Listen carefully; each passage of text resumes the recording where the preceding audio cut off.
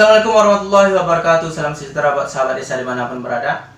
Kali ini kita akan membahas tentang tugas pokok dan fungsi anggota Badan Permusyawaratan Desa atau yang lebih kita kenal dengan BPD. Video ini merujuk kepada Undang-Undang Nomor 6 Tahun 2014 tentang Desa, Permendagri Nomor 110 Tahun 2016 tentang Badan Permusyawaratan Desa. Sebelum kita masuk kepada pembahasan, alangkah lebih baiknya kita mengenali dulu apa itu BPD. Karena sebagian besar masyarakat kita di desa masih belum mengenali apa itu BPD. Di dalam Permendagri 110 tersebut dijelaskan pada pasal 5 angka 1, BPD merupakan perwakilan penduduk desa berdasarkan keterwakilan wilayah dan keterwakilan perempuan dipilih secara langsung atau dengan musyawarah yang dilakukan di wilayah dusun masing-masing. Pada angka 2 dijelaskan, jumlah anggota BPD minimal 5 orang dan paling banyak 9 orang. Jumlah tersebut dihitung berdasarkan jumlah penduduk dan kemampuan keuangan desa sahabat-sahabat sekalian. Sebelum seseorang tersebut menjabat menjadi anggota BPD, tentu harus melalui proses pemilihan terlebih dahulu. Proses pemilihan tersebut dilakukan oleh panitia pemilihan anggota BPD yang dibentuk oleh pemerintahan desa. Tugas-tugas daripada panitia pemilihan tersebut adalah: panitia pemilihan anggota BPD melakukan penjaringan calon anggota pemilihan BPD minimal 6 bulan sebelum masa periode BPD tersebut berakhir. Setelah dilakukan penjaringan, panitia pemilihan anggota BPD menetapkan calon-calon yang memenuhi syarat untuk dipilih menjadi anggota BPD. Setelah ditetapkan, maka panitia pemilihan anggota BPD melaksanakan pemilihan paling lambat 3 bulan sebelum masa BPD tersebut berakhir.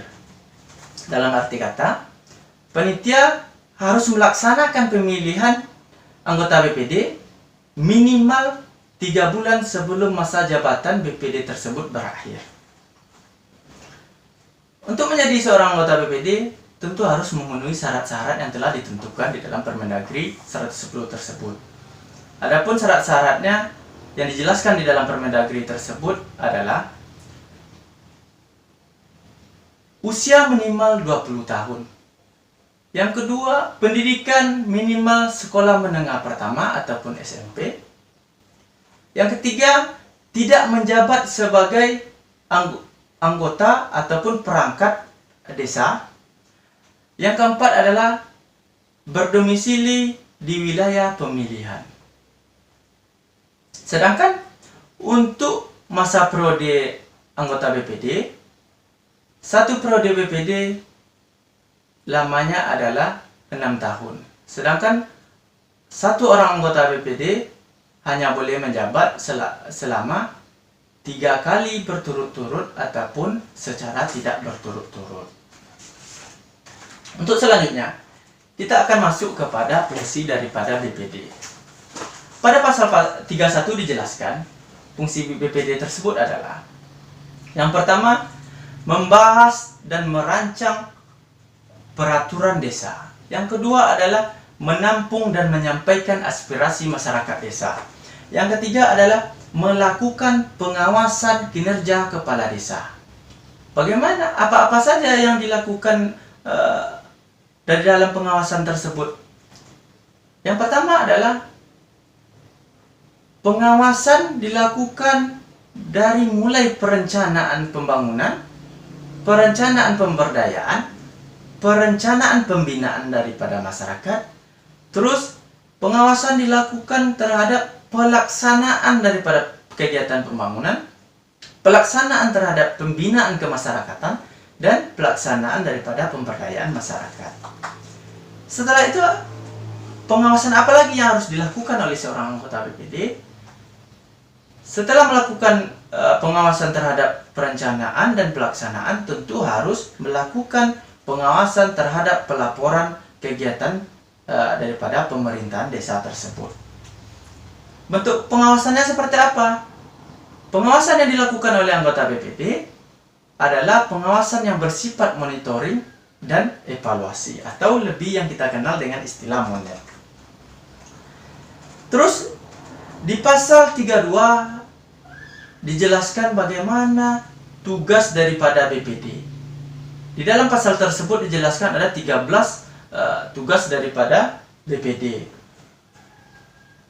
Yang salah satunya adalah menggali aspirasi masyarakat, menampung aspirasi masyarakat, mengelola aspirasi masyarakat, menyalurkan aspirasi masyarakat tersebut, dan menyelenggarakan daripada musyawarah di desa. Terus selanjutnya, apa-apa saja yang menjadi hak daripada anggota BPD tersebut. Di pasal 51 dijelaskan, anggota BPD tersebut mempunyai hak yaitu mengawasi dan meminta keterangan kepada pemerintahan desa tentang penyelenggaraan pemerintahan di desa selama periode kepala desa tersebut. Yang kedua yaitu menyatakan pendapat atas penyelenggaraan pemerintahan desa. Menyatakan pendapat dalam hal apa? Tentu sahabat desa bertanya, menyatakan pendapat terhadap kinerja kepala desa itu dalam hal apa? Tentu adalah dalam hal pelaksanaan pembangunan, dalam hal perencanaan daripada pembangunan, dalam hal pelaporan daripada pekerjaan pembangunan, pemberdayaan, dan pembinaan kemasyarakatan yang dilakukan oleh pemerintahan desa. Yang ketiga, hak daripada BPD tersebut ialah mendapatkan biaya operasional.